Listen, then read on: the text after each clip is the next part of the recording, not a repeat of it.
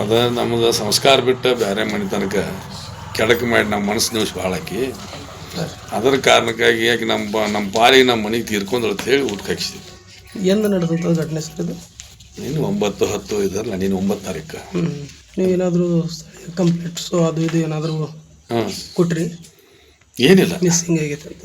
ಹಾಂ, ಮಿಸ್ಸಿಂಗ್ ಆಯಿತು ಕಂಪ್ಲೇಂಟ್ ಮಾಡಿದ್ದು. ಹ್ಞೂ ಅವ್ರಿಗೆ ಹೇಳಿ ಇದನ್ನು ಮುಗಿಸ್ತೇವೆ ನಾವು ಮಾಡಿ ಅಂತ ಹೇಳಿ ಮುಗಿಸಿದ್ರು. ಹ್ಞೂ ಹ್ಞೂ ಹ್ಞೂ ಅವ್ರು ಏನಾದರೂ ಏನು ಸರ್ಚಿಂಗ್ ಮಾಡ್ತೀವಿ ಅಂತ ಏನು ಹೇಳಿ? ಏನಿಲ್ಲ, ಪೊಲೀಸ್ನವ್ರು ಏನು ಹೇಳಿ? ಅವ್ರು ಡಿಗ್ರಿ ಮಾಡಿ ಅದನ್ನು ಕೋರ್ಟ್ನಾಗ ಮುಗಿಸೋದು ಮಾಡಿದ್ರು. ಹಾಂ ಹಾಂ ನಮ್ಮ ಮನೆಗೆ ಸಂಬಂಧಪಟ್ಟಕ್ಕೆ ಅಲ್ಲ ಅಂತ ಹೇಳಿ ಹಾಂ 4 ಮಂದಿ ಮಕ್ಕಳು 3 ಮಂದಿ 4ನೇದಕ್ಕೆ ಅಲ್ಲ ಅಂತ ಹೇಳಿ ನಮ್ಗೆ ಸಂಬಂಧ ಇಲ್ಲ ಅಂತ ಹೇಳಿ. ಅಂದರೆ ಟೋಟಲ್ ನಿಮಗೆ 4 ಜನ ಮಕ್ಕಳು? ಕೆ 4ನೇದಕ್ಕೆ. ಹ್ಞೂ ಹ್ಞೂ ಗಂಡು ಮಕ್ಕಳು ಎಷ್ಟು ಜನ ರೀ?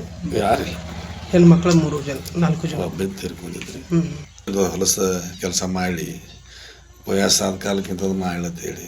ಹ್ಞೂ ರೀ. ಈ ಥರ ಹೆಣ್ಮಕ್ಳಿಗೆ ಸರ್ ಈಗಿನ ಇದ್ರೊಳಗೆ ನೀವೇನು ಹೇಳಕ್ಕೆ ಇಷ್ಟಪಡ್ತೀರಿ? ಯಾನ್ರಿ ಬೇರೆ ಹೆಣ್ಮಕ್ಳಿಗೆ ಈ ಮೂಲಕ ನೀವೇನು ಹೇಳಕ್ಕೆ ಇಷ್ಟಪಡ್ತೀರಿ ಸರ್?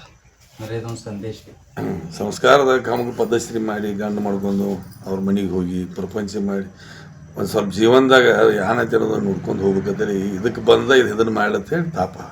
ಉತ್ತರ ಕರ್ನಾಟಕ ನ್ಯೂಸ್, ಇದು ಕನ್ನಡದ ಉಸಿರು.